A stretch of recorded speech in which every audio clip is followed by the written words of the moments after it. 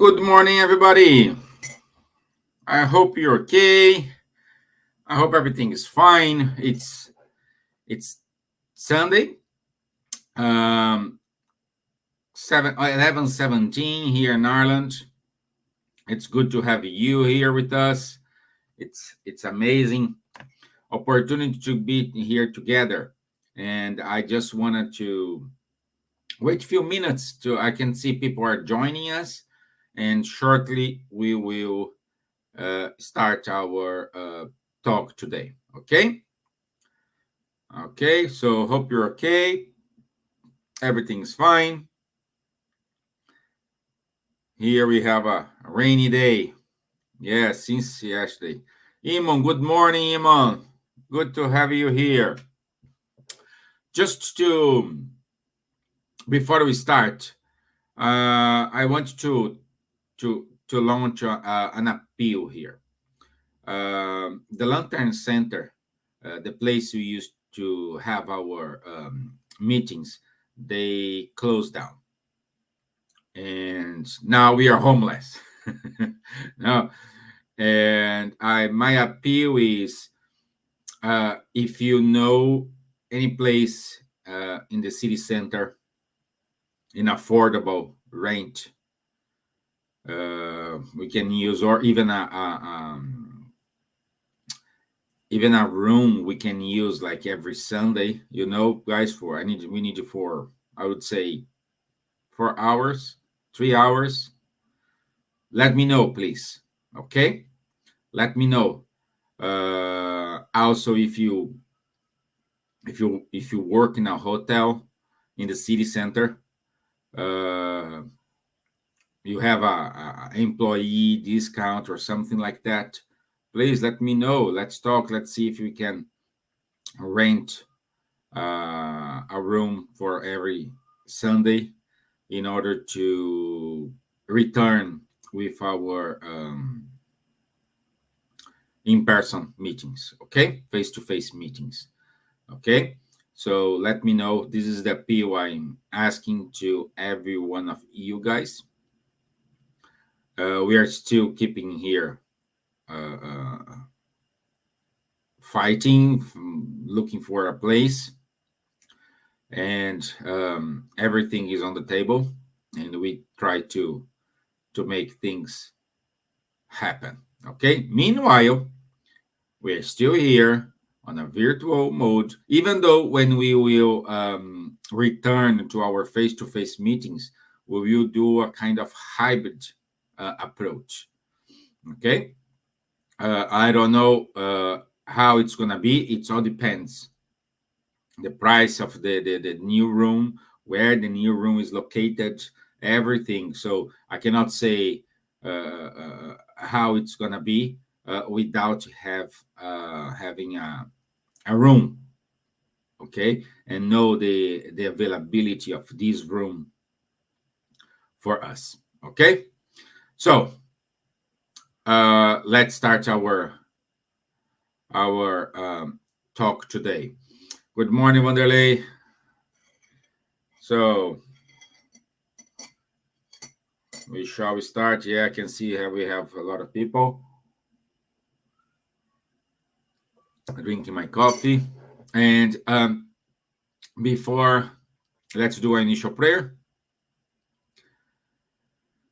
So let's raise up our thoughts towards our mentors, to the mentors of this group, ask them to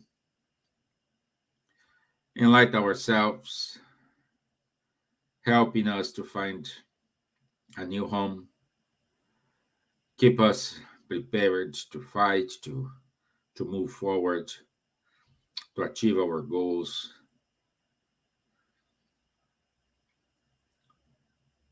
Let's send these good vibrations to all members of our family, whatever they are, to all brothers and sisters who are homeless, fighting for their life in the hospitals,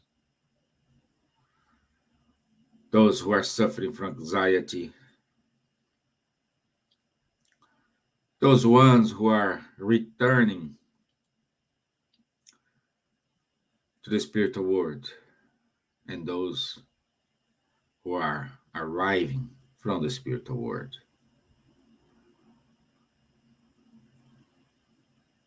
May we have a wonderful time together today. So be it. Amen. Okay. So today it's kind of funny because Friday I was trying to find what I'm gonna talk. No, what I'm gonna say. I want to say something different, and I I was able to come across um, to a text from Immanuel Kant, in which he was giving some kind of reflections about truths, and then I had the idea, probably not mine. Why don't talk about lies and truths? And I start to digging more in this topic, and I was astonished with a lot of material and the approach we have from the spiritual friends about the lies and truths. Okay, and I tried to put it here in this short presentation. Let me put up my screen here. Okay, so lies and truth. This is a good topic, and we can start talking about hypocrisy. So hypocrisy, it is what it is, you know. And the question come up to our mind is why we start with hypocrisy. And the point here is to understand that hypocrisy is a moral imperfection that make us appear accurate. It's like the sunglasses, you know. We can see we have a dry area, no nothing, but through the lens of these glasses here, you can see everything: green, birds flying, fruits on the trees, and everything. So and this happened to us, like when someone asks you everything's fine, no, everything is perfect, and your life is a mess. You are in a depression, no, and but a friend asks, oh no, everything's perfect, everything is done fine. I don't know, when you are in a classroom, when the teacher asks, oh, anybody have any questions, any doubts? You know, it's that silence. And when you start to study, you have a zillion questions. Okay? So is instead of you raise your hand while you have the teacher, the professor in front of you and say, hey, I have no idea what you're talking about. I don't know. And let the right person walk you through to your doubts. Okay? So hypocrisy is a kind of virtue contrary to sincerity. You know, It's different. It is different. See, I have my company here. Yeah, okay. Sit here. And then you finish with the talk, okay? So we have this difference, and we need to understand this. And it's funny because sincerity, it is the virtue that governs to that drive our relationship with the world. If you are not sorry sorry, if you're not sincere in a relationship, there is no chance to this to make this progress. If you are not sincere in your job, someday you're gonna lose it. If you're not sincere with your family, what's happened? Okay. uh, and we needed to identify these moments. That is a point here. We can say, well, but if I am sincere, people get angry, people get annoyed, people get uh, uh, uh, uh, uh, uh, um, go, people run away from me. I always say the truth. I like to say the truth, but people just run away. Hold your horses. We will reach that point. Okay? Just hold this. Okay? So, saying that, we can say the truth always and above all, some say, the truth will always be the goal and the ideal, but untruth can be the lesser evil, others assure. So what is saying here? We are saying that with that thought, hey, I'm being a sincere person. I'm saying the truth. I stand by the truth, but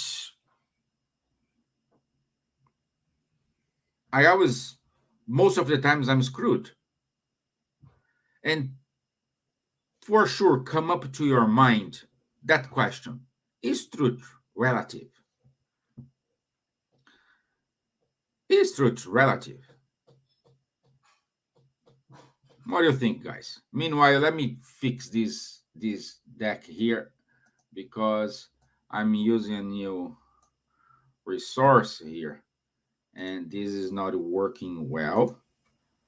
Okay, let me use this.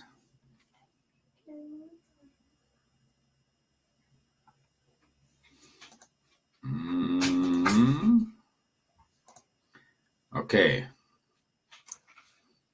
Okay. Da-da-da-dum. Chum, chum.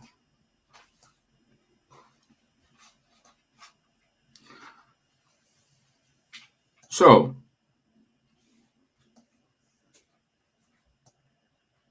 we can say here, is truth relative or not? Let's find out. That's where I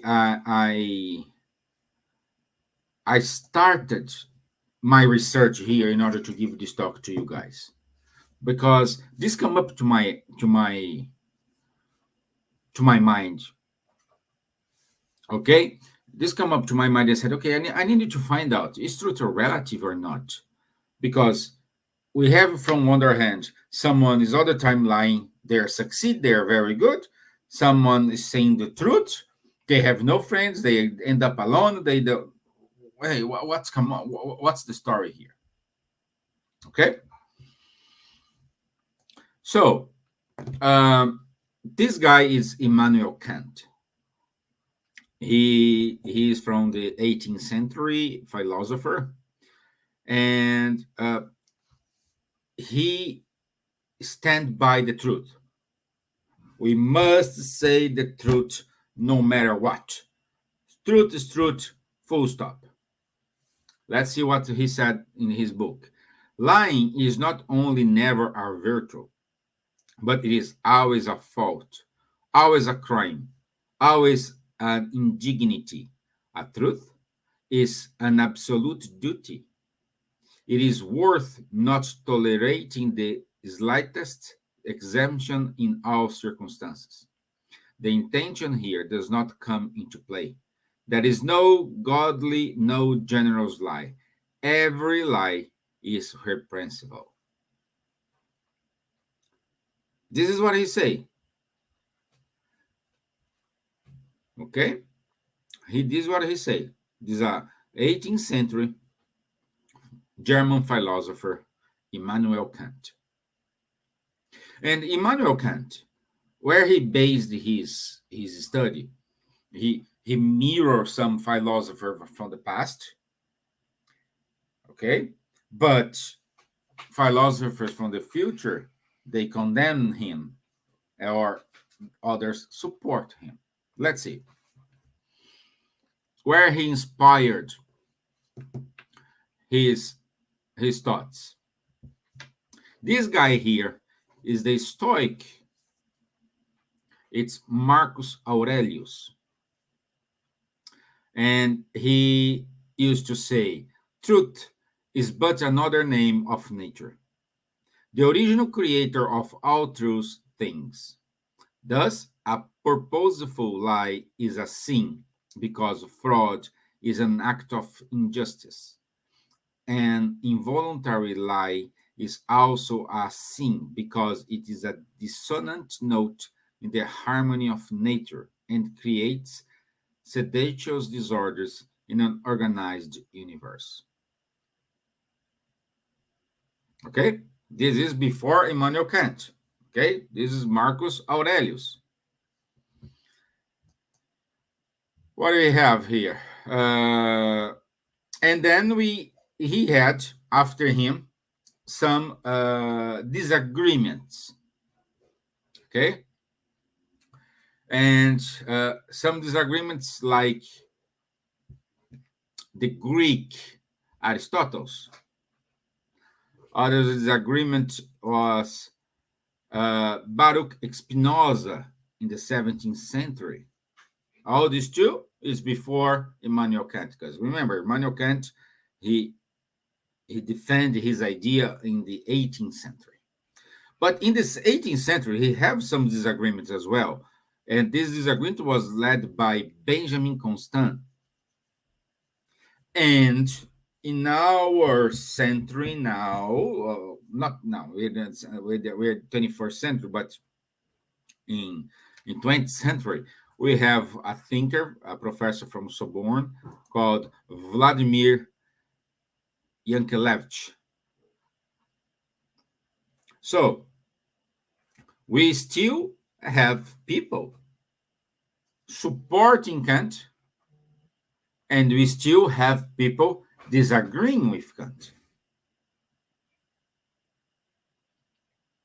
Okay? Let's see let's start to see what the spirit's saying about it. This guy here on your screen is his name is Carlos Torres Pastorino. He is well known because he wrote a small book, but in size it's small, but in content it's amazing. It's an amazing book. And Divaldo Franco, he psychographed a book, and he had his message. And the name of the book is Impermanence and Immortality. It was published by FAB in 2005. What Pastorino said: the knowledge of the truth frees the human being from illusions and drives him to spiritual growth, multiplying his motivations in favor of self illumination, thanks to which the ascent to the heavenly heights becomes easier. So, what he's saying here? He's saying, as long as we will know the truth, we will get evolved. We are ascending to higher spheres. So, a kind of the truth, free ourselves. But free ourselves from what? Free ourselves from the illusions. Free ourselves from the, today is a common term, fake news. Free ourselves from something, because most of the times when we are kind of, we exercise the hypocrisy, it's, I want the people see me as I want the people see me as I wish to be. In other words, I make all the efforts to allow people see me as I want to be. But in the reality, I'm totally different from that actions, from what I'm saying, from everything. It's like if I'm giving this speech here, talking about the spirits, but in my personal life, I'm a disaster. No relationship with my family, no relationship with my friends. But while you see me guys here doing this talk, doing these lives, oh wow, oh he says so. You know what I mean? So we need to be the same person everywhere. And you guys need to see me as I am, not as I wish to be. Let's have some reflections here. If it's necessary to lie to resist barbarism, to save the one who loves, or to an innocent, there is no doubt that one should lie. Let's say, let's say we I don't know if that we have this word in English, but we used to say a white lie. No, I don't know. It's a just I don't, I cannot say the truth. But let's say sometimes we need to do this, don't we? Huh? Sometimes we need to say these these uh, uh, these lies in order to avoid a confusion, a problem, a fight in the family. You know, sometimes we need to say these lies to save someone's life. In order, we need to say these lies in order to make ourselves out of trouble. No, let's say, like for example, this example here. If murders ask you, if your friend, let's go to the Second World War. Okay, you are in your house and you have a Jewish friend, and this friend in the middle of the night knocking your door.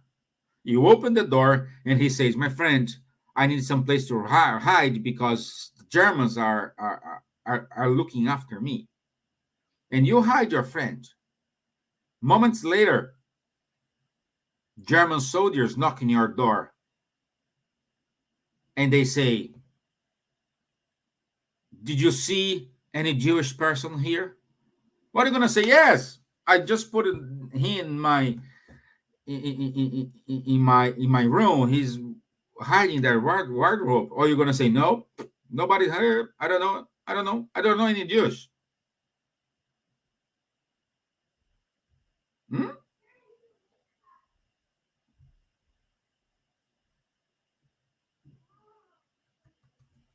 Think about it. See, my mind Friday and yesterday was blowing because of all these things, you know? Like, for example, let's say if you are,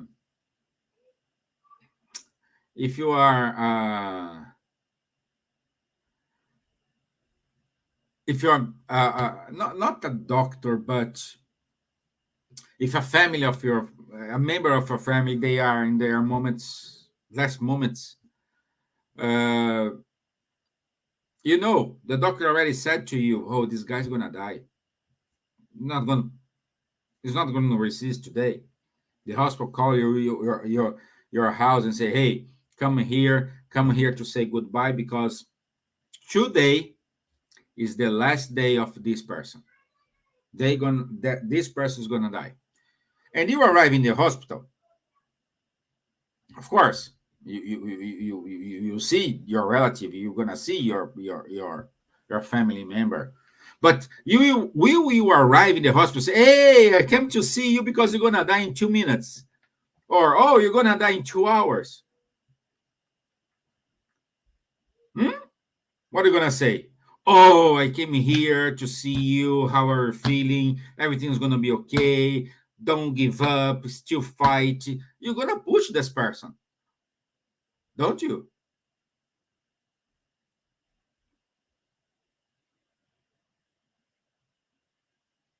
Huh? Think about it. All this, my friends, all this was in my mind, and I say, "Oh my gosh, I don't give this talk. No, this topic is too complicated. I will not do it." But the other hand, I have, "No, you must give that. Let's talk about this." Well, and then here I am, you know. So, uh, but a question come up to that question: does lie slow the development of the spirit?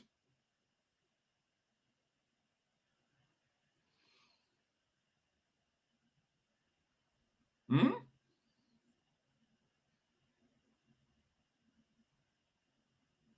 Yeah. Someone wrote here, I think Juliana, truth should not be used as a weapon to hurt others. Yes, is a valid thought. But we need to understand that lying is not an act of keeping the truth for the right time. Okay? Uh, we need to put above everything love.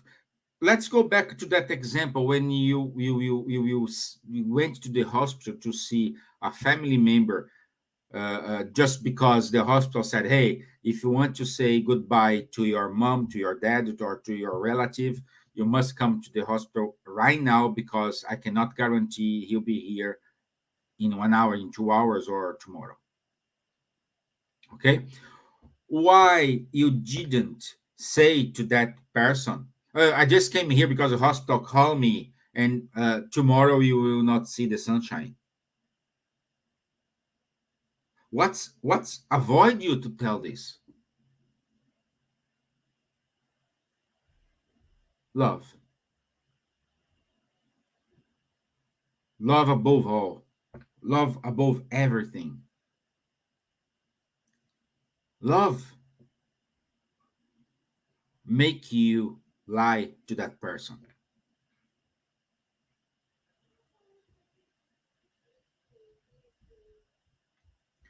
In that example from the Jewish guy who was asking refugee in your house, and when the soldiers knock on your door, the fear and the love, let's say, because you're a friend. He's my friend. Come on. Up 2 years ago, we were very good neighbors. We are a very good relationship. I love him. But the fear as well. Fear too. Okay, you say yes, and you're gonna be penalized for that action of hide the Jewish guy. So fear, it is another element in this mix here that make you lie.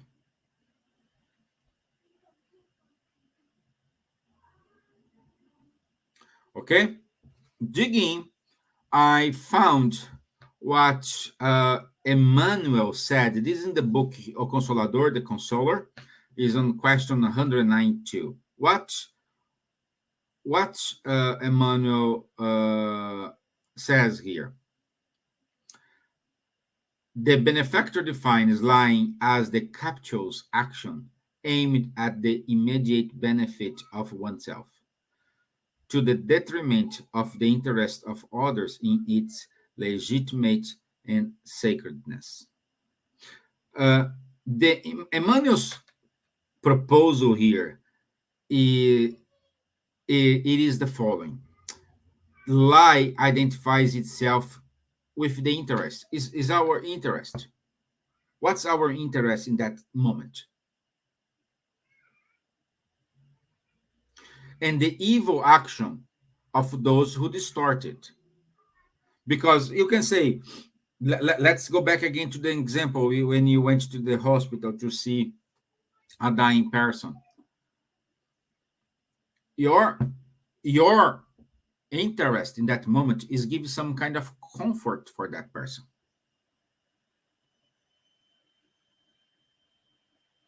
So you lie, let's say, put in quotes, for love.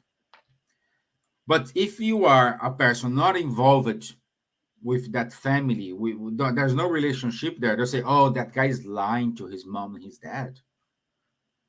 So he see evil in your action. Okay, he kind of distort a given situation.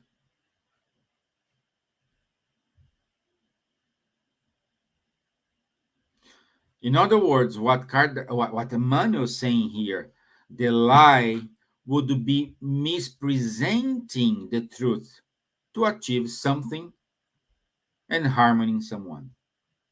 So you use that lie, I came here to see you, how you are, to give you some support to you, in order to make that person feel more comfortable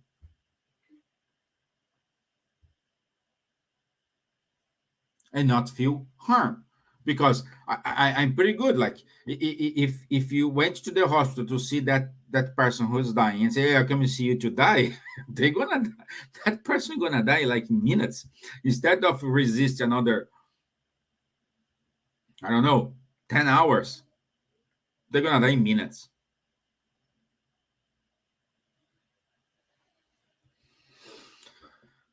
Okay, so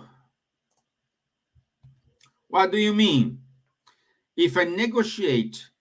What in what Emmanuel mean here?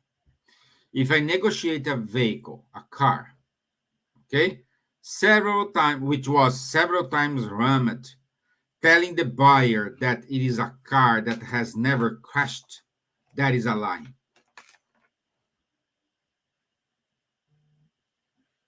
Okay, you are harming someone with that lie. You are cause problems to that person because of that lie. So your lie will generate a lot of distortments, a lot of problems, a lot of hassle, probably to the others. Perhaps not to you, but with to the others. This is what the money are saying here. This is what Emmanuel is saying here. And he kept going. Lying is not an act of keeping the truth for the opportune moment.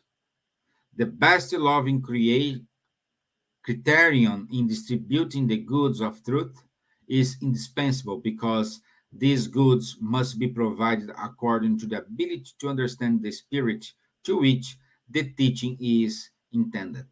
So, counterproductive results do not accompany that effort.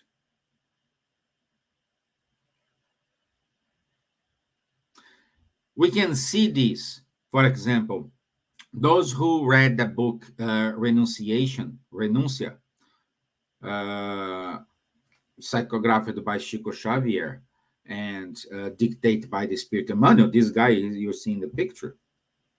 There is an episode when Alcyone, which is the main character of this book, and Alcyone was a high level spirit compared to ourselves. Okay, and I will read what is written there in order to make this more accurate. Um, and Alcyone used this episode here to comfort a mother who was about to die, to suffer. Okay? Open quotes. Held by an invisible force that could never define, hugging the sick mother, she felt that it was indispensable to lie, to comfort, to hide the hard truth, so as not to open wounds any more bad.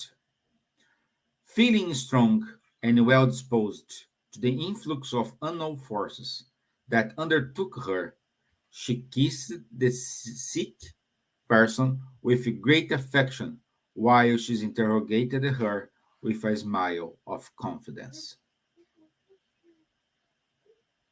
She knew the person was going to die.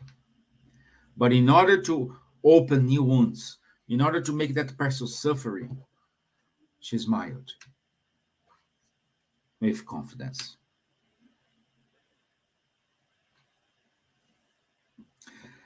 Let's see what the Spirit says in the Spirit's book.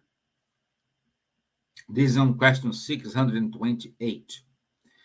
The reason for human existence is to find the truth. But out of caution, spiritual friends have already recommended in the main spiritual work. It matters that everything comes in time. The truth is like light. Man needs to get used to it, little by little. Otherwise, he is dazzled. What the spirits are saying to Kardec here.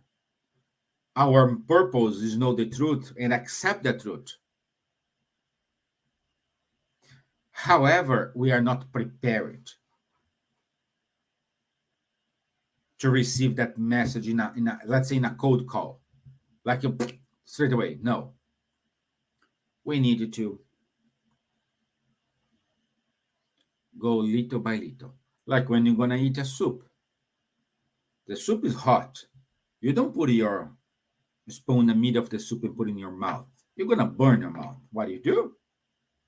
You just start eat the soup by the borders, exactly like it happened to us. We will know the truth. We will know this.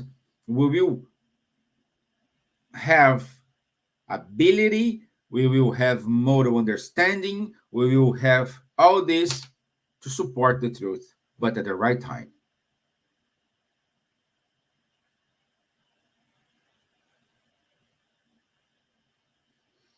Okay? And how is there any methodology I can use? I can because perhaps you are thinking, oh, Steven's telling me to lie. No, I'm not telling you to lie. I just trying to push you to analyze the situation And how are we going to do this? There is a method. I found there is a method. And this method is from a long, long time ago. It's a method said by Socrates. It's the three sieves method, three sieve test. The first one is the truth. The second one is the goodness. And the third one is the useful. So with the truth, the question you have to ask to yourself is the information true? Is it based on facts? If it's not truth, it's not based on facts, don't tell me. The goodness. What's the intention behind the message? Good things? Go ahead. Bad things? Don't do it. To create fear, to manipulate? Don't say anything. You see the difference between I'm telling you to say that to put a mask in this lie in order to prevent any more problems. And the third test, useful. Is the information useful to me? If yes, keep going, tell me. If not, don't do it. So, in order to say something to one, in order to say, oh, I will lie to them, think about these three tests. If you have an answer, a positive answer for these three tests, which is truth, goodness, and useful. If you pass these three tests, go ahead.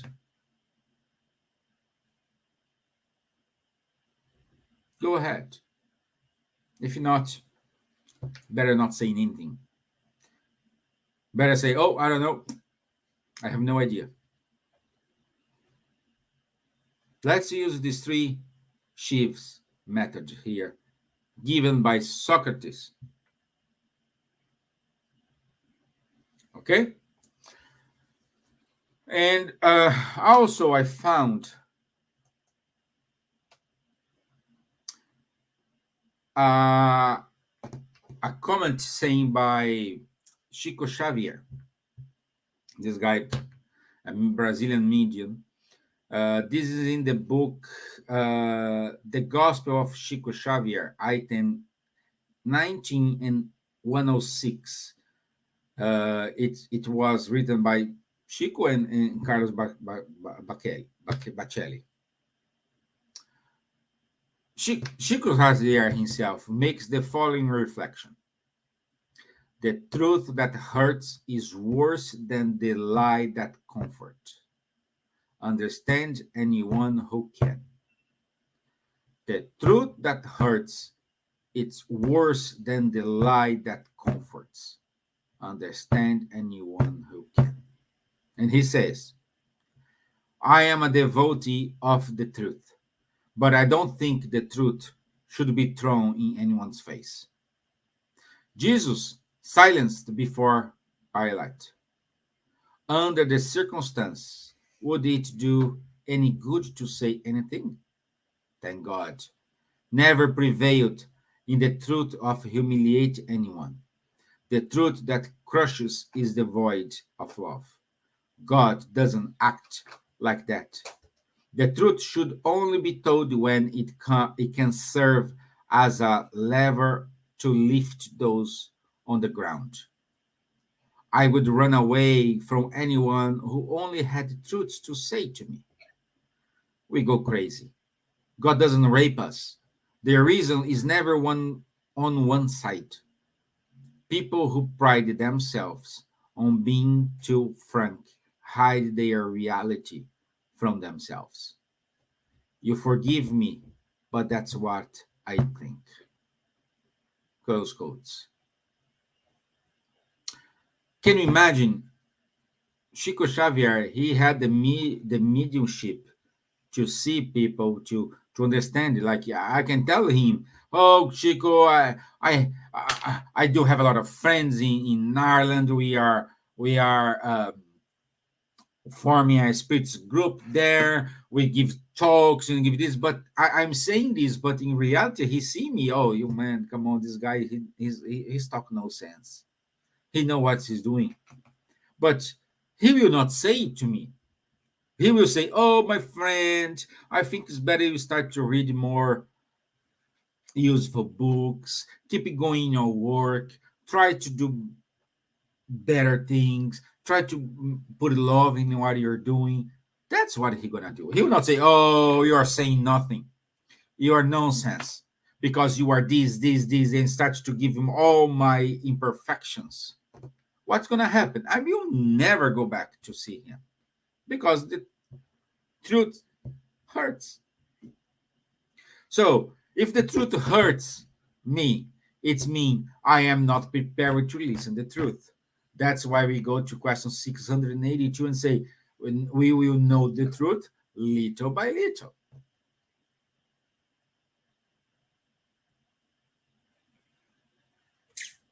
Huh? Yeah. Okay? So let's put a reflection here. That's the moment when Jesus was talking to Pilate. Why he shut up? If he says the truth, it would save him or not, because he knew that Pilate was lying. He knew it.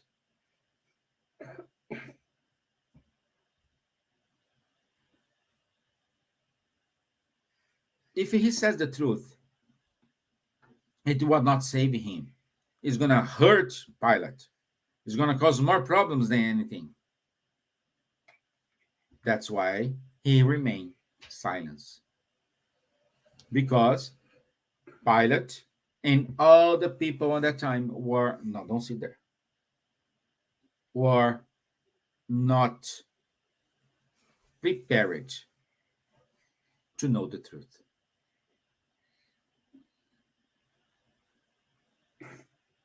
Keep this with you.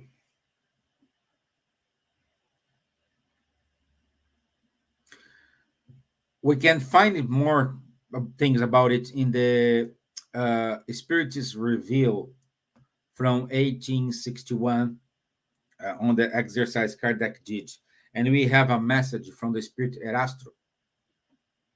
And he says to Kardec, "It is better to reject 10 truths momentarily than to admit a single lie, a single false theory, because on this theory about lying, you will be able to build a whole system which will collapse at the first breath of the truth, like a monument erected on quicksand."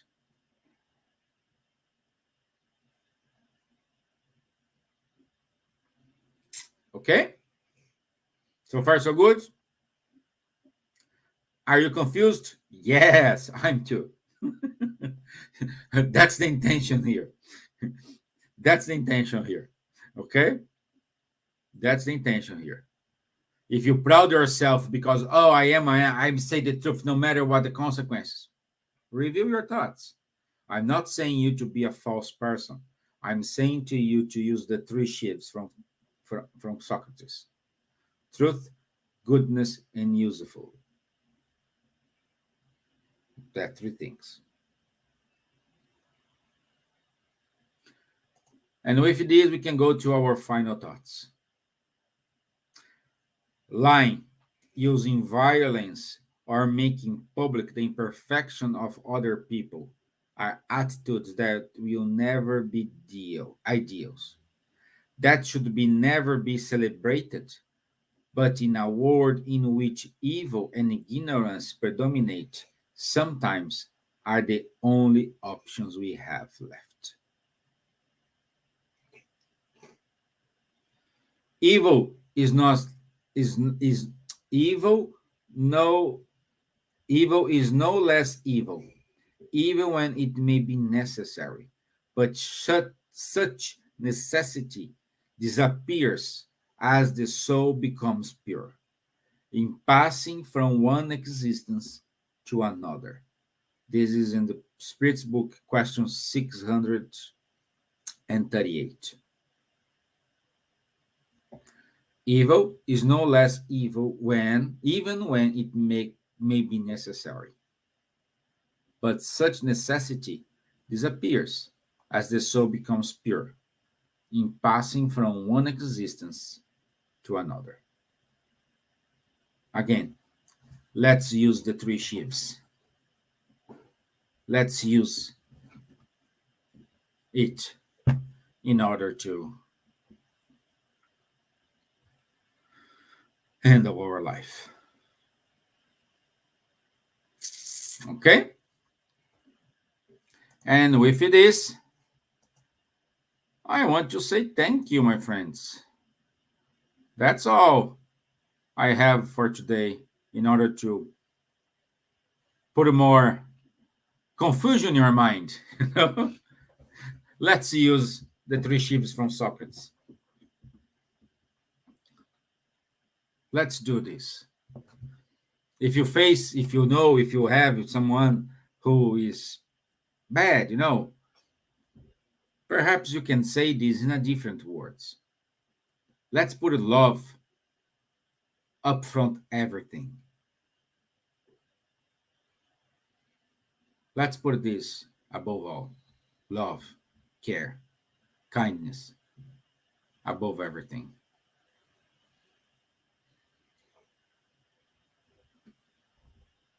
Okay? So I want to say thank you to Imon, to Vanderlei, who are here. Patrocínio, my friend, thank you. Leon Lawler from Rio. He's in Rio, Leon. Good. You are in the wonderful city, my friend. Good to have you be here with us.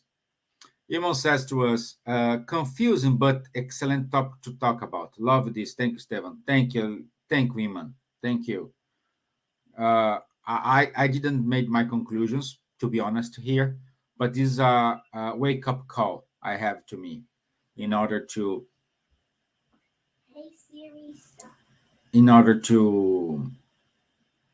become a better person. In order to stay better with me, stay better with the others. Am I putting love in front of anything? It's something we need to think about. Okay? Okay, so I have this girl. Well, she's run away. She will do the final prayer. And what you do today? A prayer and a sing, or just a sing? Maybe a prayer and a sing. A prayer and a sing? Yeah. Okay. So. Then let me just put the song that I want to sing. Yeah. Okay. Adam? What are you gonna do? It's a song that's called Cheerleader. Yes. Yeah, it's fun. Okay. So, go ahead. Okay, but I had to read this. Okay, no. Are you ready? Okay. Yeah. In the vision, Lucian is my queen because she's the strong. Yeah. She's good. Right there when I want her. The other cars are tempting, and then they say, do you need me? Do you think I'm pretty? Do you need to feel like cheating? I said, no. Because, I think that I found myself a cheerleader. She is always right there when I need her. I think that I found myself a cheerleader. She is always right there when I need her. Looks like a model. His English is like a gin in a bottle. Yeah. She gets the big one. The times are tempting, and then I want to say, do you need me? Do you think I'm pretty? Would you like to stand? No. Not really, 'cause oh, I think it. I found myself a cheerleader. She is always right when I need her. Good. Oh, I think it. I found myself a cheerleader. She is always right there when I need her. Good. Very Okay, good. I'm gonna pause now because I don't know the rest. Yeah. Okay. Okay. Now do a prayer. Yeah. Okay. So let's do a prayer. So, by the way, Alessandro from Poland, good to have you here, my friends. Good, you. Good, good. Thank you for watching us. Okay, do a prayer. Okay. Oh, someone's coming. Yeah. Ah, Leah, come to a prayer, Leah, as well. Yes. Can I hold Bella and show everybody No, Bella? no, leave her here. He's not feeling good today. Oh. Okay, let's do the final prayer, okay? Yeah. Okay, so let's do it. Okay. God, thank you for this day that we had together. Amen. Thank you for everything. Bless our family, bless every other families, those who are sick, those who are in need, may support them whatever they are. So be it. Amen. Amen. Can we say our prayer at school? Yes. Okay. God our Father, I come to say thank you for my life today. Thank you for my family, all the friends you give to me. Guard me in the dark of night and in the morning send your light. Amen. Namnahar Aksafik Asafir Live. Amen. Amen. Son, thank you for it. Son, amen. God, thank you. Amen, God. Amen. Yes, yeah, very good. What's this one? Do you know say in Gaelic? In Irish? In Irish, I think it's only no Nahar Spirit Nivan. I don't remember the other part. I used to do that when I. Yeah. Okay. Guys, thank you very much. I hope you have a nice day, a nice week. God bless you all. I'll see you on Tuesday. Don't forget, 1 second. Tuesday we have at 7:15 our study at 8:30 p.m. Irish time. All this Irish time we have our